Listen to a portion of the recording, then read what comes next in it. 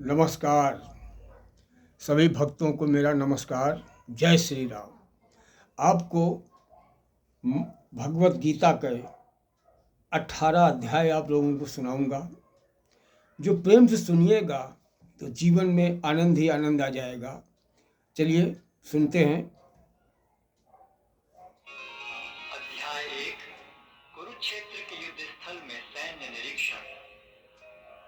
धृतराष्ट्र ने कहा, हे संजय, धर्मभूमि कुरुक्षेत्र में युद्ध की इच्छा से एकत्र हुए मेरे तथा पांडु के पुत्रों ने क्या किया?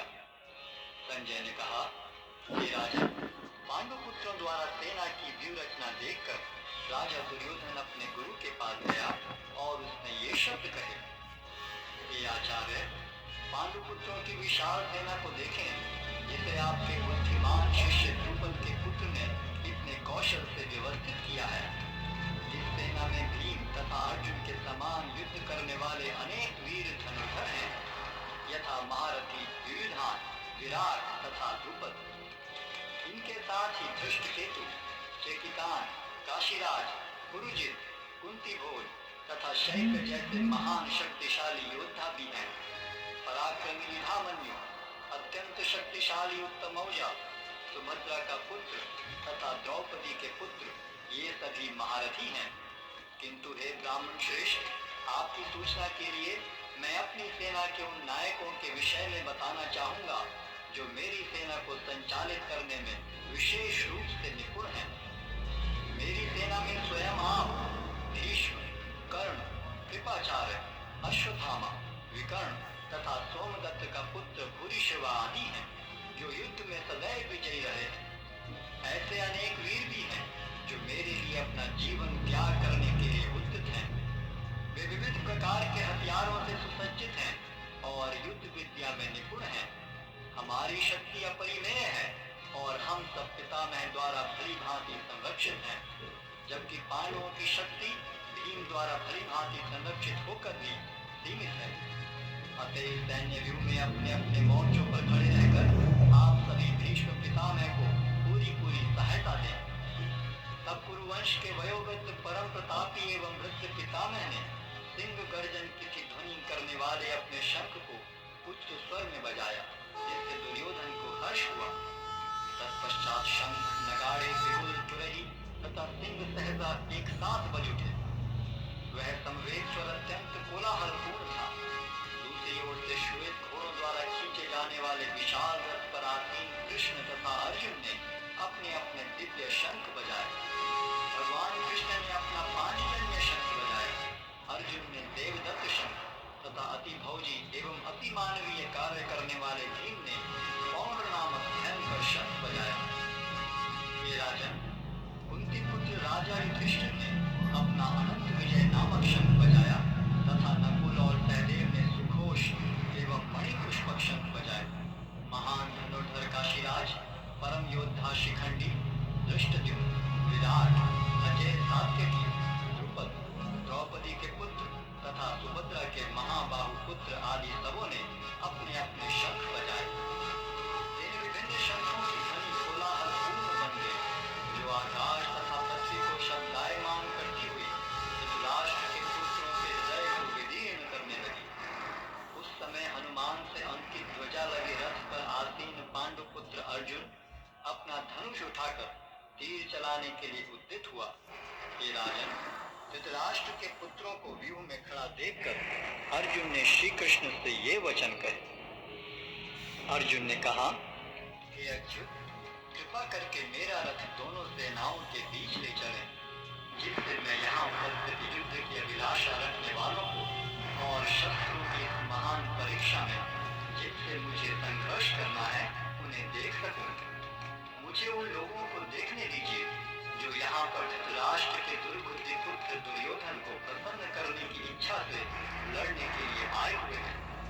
संजय ने कहा, हे भरतवंशी, अर्जुन द्वारा इस प्रकार संबोधित किए जाने पर भगवान कृष्ण ने दोनों दलों के बीच में उस उत्तम रथ को लाकर खड़ा कर दिया।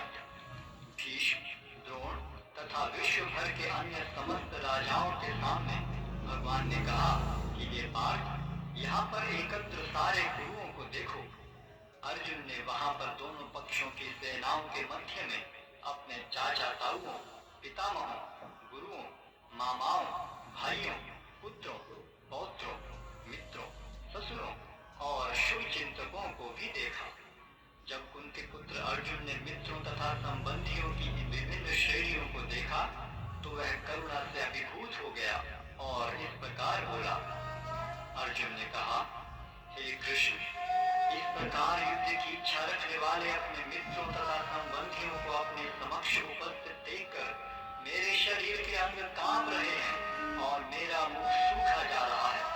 मेरा सारा शरीर कांप रहा है, मेरे रोंगटे खड़े हो रहे, मेरा गांडीव धनुष मेरे हाथ से सरक रहा है और मेरी त्वचा जल रही है।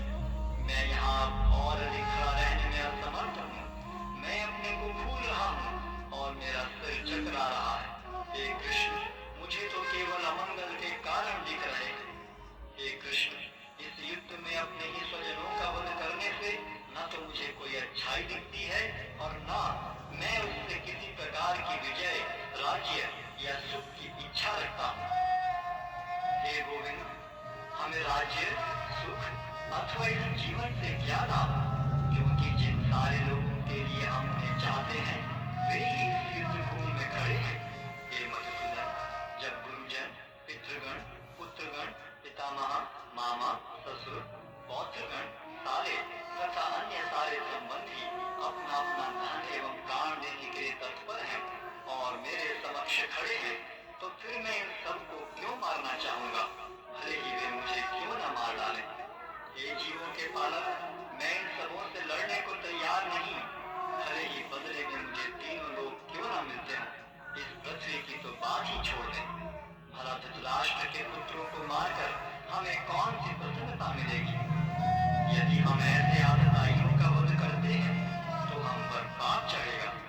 अतः यह उचित नहीं होगा कि हम धृतराष्ट्र के पुत्रों तथा उनके मित्रों का वध करें।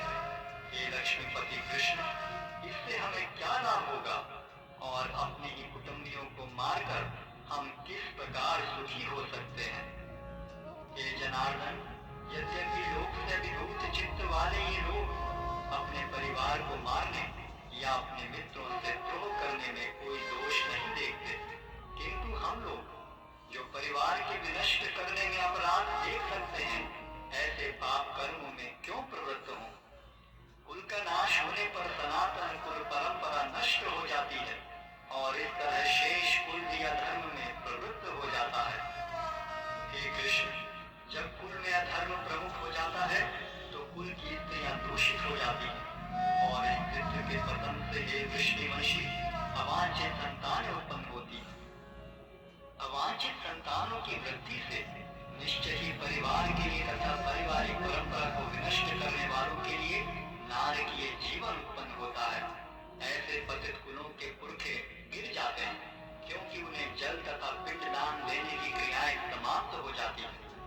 जो लोग कुल परंपरा को विनष्ट करते हैं और इस तरह अवांछित संतानों को जन्म देते हैं, उनके दुष्कर्मों से समस्त प्रकार की सामुदायिक योजनाएं तथा पारिवारिक कल्याण कार्य विनष्ट हो जाते हैं। ये प्रजापालक कृष्ण, मैंने गुरु परंपरा से सुना है कि जो लोग कुल धर्म का विनाश करते हैं वे सदैव नरक में वास करते हैं।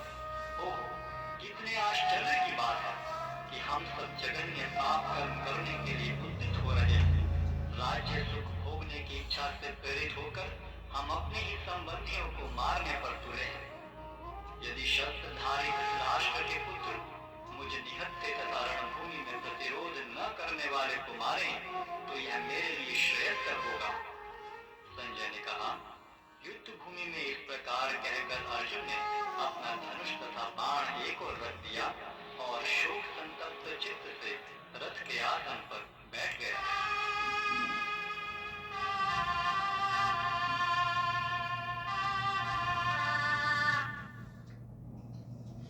आप लोगों ने ये पहला अध्याय सुना।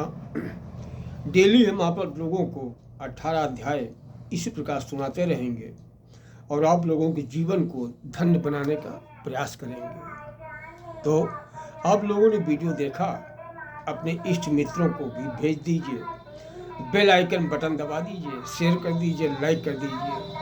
भगवान श्री कृष्ण के प्यारे हो तो ये काम करना मत भूलिएगा। जय श्री कृष्णा। सभी को हरे हरे कृष्णा। राधे राधे, राधे राधे भैया, राधे राधे।